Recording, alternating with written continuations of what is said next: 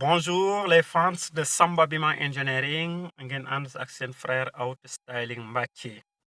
Bon tey dañ leen a indiloon une leçon très importante comme ni ma leen ko diggee woon mooy l'importance des pneus. boo leen xoolee oto li ci gën a am solo ci oto muy pneu ñu bëri dañ koy foye donc raison pour laquelle pour des raisons de sécurité routière ma ne woon tey damay ànd ak yéen expliquer leen vraiment quelque importance yi nga xam ne pneu am na ko. Donc ñu ànd ak yéen ñu dem ci sama kii bi cave bi ma won leen pneu yi ma yor foofu ma expliquer leen après ñu doog a continuer. Bonjour les fans comme promis donc maa ngi sama cave bi comme vous le voyez ici lii lépp ay pneu la tey nag ci lii leen bëgg a waxtaan comme ni ma leen ko waxee l'importance des pneus. Donc comme vous le voyez ici bon j'en ai plus de 80 pneus comme ça donc su ma ko indee Sénégal aussi sama atelier vulcanisateur képp koo xam ne si changé nañ la sa oto ak pneu dañ lay ànd ak benn conseil technique explication technique nga xam ne si damay recruter ay gars yoo xam ne des techniciens waaw duñ ñëw rek defaral la sa oto nga dem non non mais nous on donne toujours l'aspect technique et d'ingénierie dañ ko tour dañ leen a bëggoon a indi tuuti sur l'importance des pneus. Bon boo leen xoolee léegi man tey 7 secret laa leen bëggoon a jox ci pneu pour ngeen jàpp ko vraiment muy seen cadeau. Bon secret bu njëkk bi mooy il faut que yéen ngeen xam ne les pneus yi mooy assurer ce qu'on appelle la stabilité de la trajectoire du véhicule. loolu moom moo koy def parce que contact bi gën a am solo entre oto bi ak tali bi kii bi moo koy def maanaam pneu yi moo koy def kon ngeen xam donc ngeen jàpp ne pneu mooy équipement bi gën a am solo ci seen oto loolu na ngeen ko bàyyi xel. Deuxième bi mooy il faut que ngeen comprendre benn affaire te ñu bëri comprendre duñ ko freinage bu nit ki freiné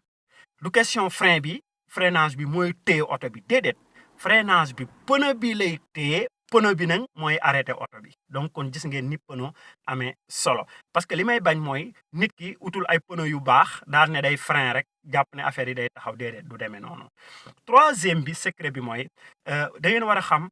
pneu yu baax day tax sa freinage baax day tax adhésion ci tali bi maanaam buy daw ci tali da ngay gis ni muy dëgëre mais terme de route bi munam tenue de route bi tamit dafay baax maanaam oto bi buy daw da ngay gis ne vraiment yow tu es confortable direction bi du kem et puis buy taw doo glisser loolu aussi ngeen bàyyi si xel comme troisième. Quatrième bi boo leen xoolee gis nga pneu yi nga xam ne si dee leen xool boo leen di jëndati oto da ngeen di laaj ki leen jaay ne leen est-ce que traction avant la oto bi wala traction arrière. bu dee avant la pneu yi nga xam ne si moo gën a moyen yu bees yi ngeen def ko ci kanam bu dee traction arrière la oto bi nekk pneu yuy gën a yàqu yu bees yi ngeen def ko ci ginnaaw lan moo ko waral parce que traction avant pneu yi ci kanam ñooy liggéey bu bëri bu dee traction arrière la bële mooy gën a liggéey loolu. Cinquième conseil bi boo leen xoolee gis nga pneu boo xam ne si dafa peer dafa sous-gonflé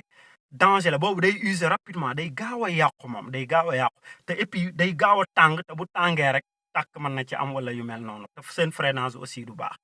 léegi ñu ñëw da ngeen di gis kon pneu boo xam ne si aussi dafa surgonflé boobu buy user wu di yàqu irrégulièrement lay doon boobu moom noonu lay demee mais danger bi ci nekk mooy bu ko pontu laalee wala benn affaire rek daf koy gaaw yàqu te day réduire contact bi maanaam bu pneu bi feesee dell buy daw contact bi du baax ak tali bi quoi. Donc sixième bi ngeen bàyyi si xel mooy bu leen baram boo leen di dawal seen oto pneu bi bu tàngee noonu tàng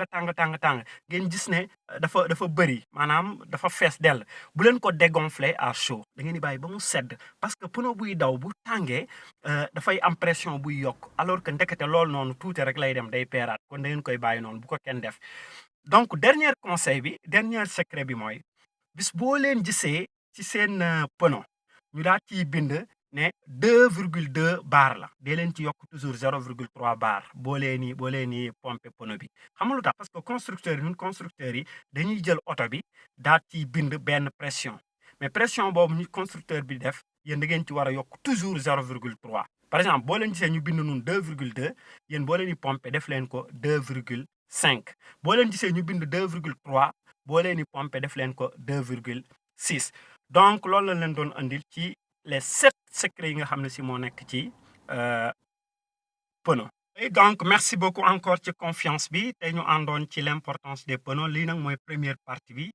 donc ñu dem rek ci les conseils de Moustapha bon tey nag li ma leen di conseiller du bëri mooy que dama leen bëgg a wax ngeen gën a bëgg seen bopp